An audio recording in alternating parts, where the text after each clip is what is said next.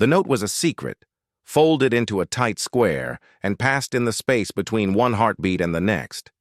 Dr. Eris Thorne, one of the most powerful women in tech, was standing in a bathroom stall, trembling, not from fear, but from the 4 hours of graphic violence, hate speech, and human cruelty she had just absorbed through a screen. They called this place the Wellness Wing. It felt more like a chamber designed to shatter a soul piece by piece.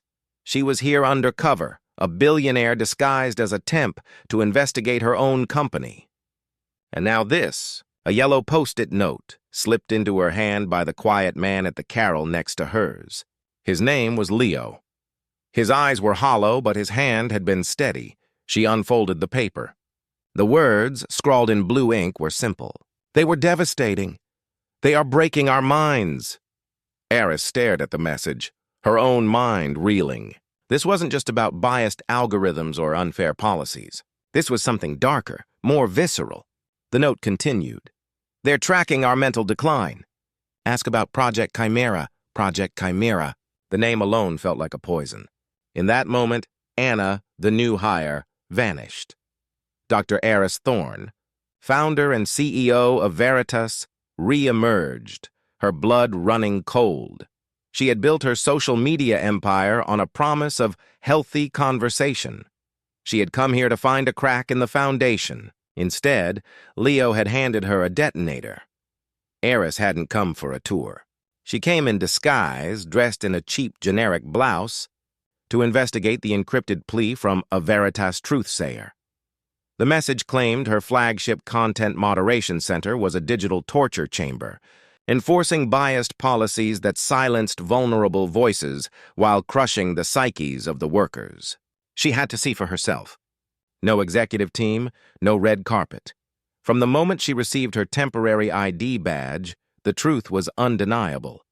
The Wellness Wing was a cruel misnomer. It was a windowless warehouse of the soul, where humanity's worst bile was processed on an industrial scale. Endless rows of carrels, each with a monitor glowing like a malevolent eye. Giant screens on the walls tracked productivity and accuracy in real time, reducing human beings to fluctuating numbers. The trainer, a man with the vacant smile of a cult leader, began his orientation. "Empathy is a liability here," he chirped. "Your job is to be a filter, not a feeling. Feelings slow you down. Feelings cause errors." Eris felt a knot tighten in her stomach. This was the antithesis of everything Veritas was supposed to stand for. She was assigned a carrel next to Leo. He was 26, with the tired posture of someone carrying a weight too heavy for his years. He was the only one who offered a faint, sympathetic smile when she fumbled with the complex moderation software. During their mandated breaks, he never joined the small, anxious clusters of smokers. He just sat, staring at his hands. For 4 hours, Eris Anna did the work. She saw things she could not unsee: beheadings, racist rants, child abuse. The system was designed to be relentless, a conveyor belt of horror. After a particularly vicious batch of content, she noticed Leo's hands trembling violently. He clenched them into fists under the desk, his jaw tight. A floor manager, a severe woman named Ms. Vance, glided past. Instead of concern, Eris saw her make a note on her tablet, her expression one of clinical observation. The air in the room was thick with a silent, collective trauma. These people weren't just moderating content. They were human shields, and they were cracking. When Eris finally stood, her legs unsteady, Leo caught her eye. In that split second, a silent understanding passed between them. As she passed his carrel, his hand moved with a swift, practiced subtlety. The post-it note was in her palm before she even registered the movement. Alone in the stall, the words Project Chimera burned in her mind. She pulled out the cheap, encrypted burner phone she used for this mission. Her fingers flew across the screen. "Red flag.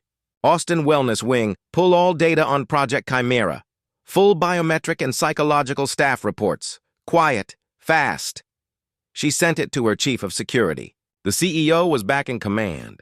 The next 2 hours were an exercise in surreal tension. Eris returned to her carrel, the note a secret fire in her pocket. She now watched the room through a new, horrifying lens. Every glance from a manager, every flicker on the productivity screen felt like part of a sinister experiment. She saw Leo, pale but determined, continuing his work. He was a man walking a tightrope, and he had just handed her the end of the rope. Her phone vibrated silently. The report was in. She accessed it from a secure terminal in a forgotten supply closet. Project Chimera was not a myth. It was a secret R&D initiative, greenlit by local management without her knowledge. Its stated goal was to map the neurological resilience parameters of the human moderator to optimize workforce efficiency and AI training. In practice, it was a study to see how much psychological stress a person could endure before breaking. They were tracking heart rate variability, keystroke patterns, and even facial micro-expressions via the webcam to build a model of optimal burnout. Leo's panic attack had been logged as a valuable data point for threshold modeling. A cold, clean fury settled over Eris. This wasn't a failure of policy. It was a betrayal of humanity. She accessed the raw security footage. There it was, time-stamped and crystal clear. Leo, slumping at his desk, gasping for air after flagging a video of a brutal assault. And there was Ms. Vance, watching from a distance, making a note on her tablet. The on-screen log overlay confirmed it. Subject 734, acute stress response, logged for Project Chimera. She didn't make a scene. She didn't scream. She stood up from her carrel and walked directly to Ms. Vance's glass-walled office. The manager looked up, annoyance flashing across her face. "Can I help you, Anna?" Iris closed the door. The air shifted. "The name is Dr. Eris Thorne." Vance's face went through a fascinating series of contortions, confusion, disbelief, and finally a sickening pallor of dread. I don't understand." "I think you do," Eris said, her voice low and razor-sharp. "I want the full, unredacted data set for Project Chimera.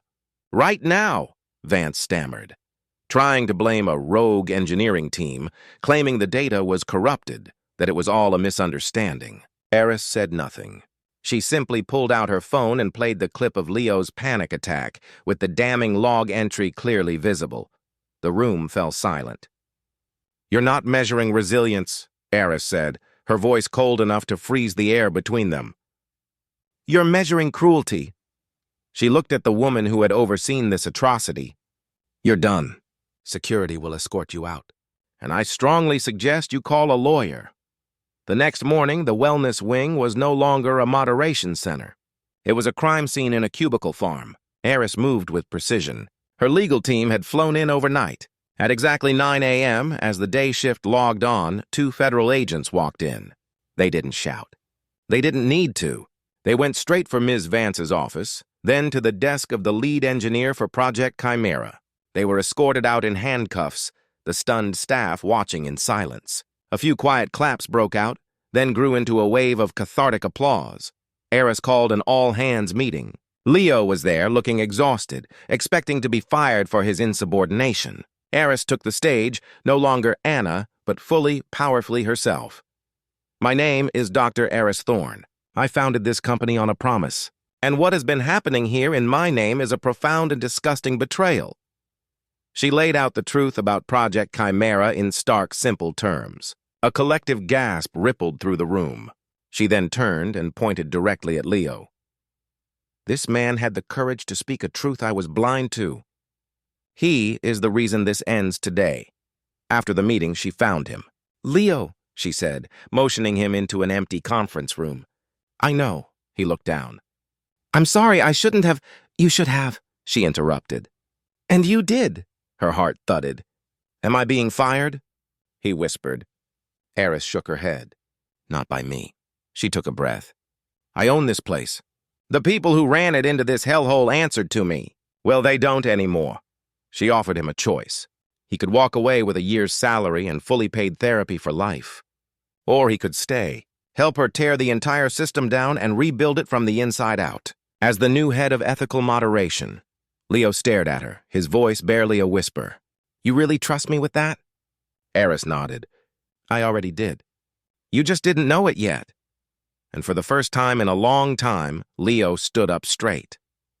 1 year later, the wellness wing was physically unrecognizable. Walls were torn down to create open, sun-drenched spaces filled with plants. The ominous productivity screens were gone. There was a dedicated quiet room and mandatory on-site therapy sessions. A 4-hour daily limit on reviewing toxic content was strictly enforced. Leo, now confident in a simple button-down shirt, no longer walked like a man afraid of his own shadow.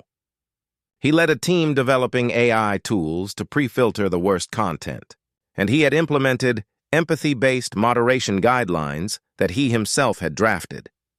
His first day mentoring a new hire, he didn't tell them the old story of fear and metrics.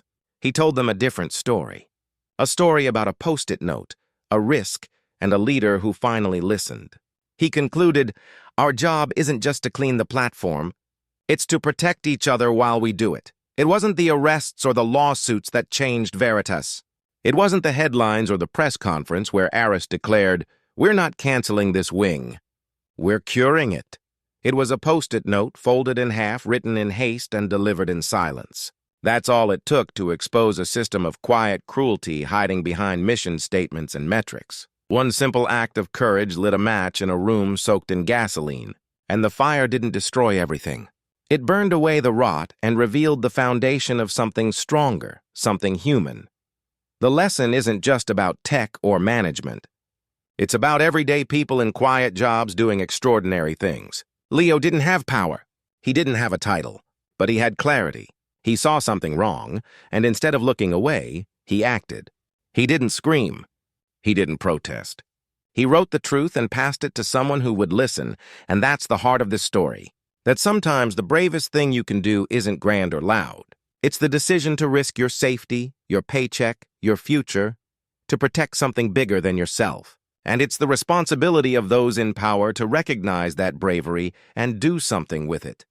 Dr. Aris Thorne did, and because of that, an empire didn't crumble. It evolved. It finally learned to feel. If you enjoyed this, please hit the subscribe button to join us.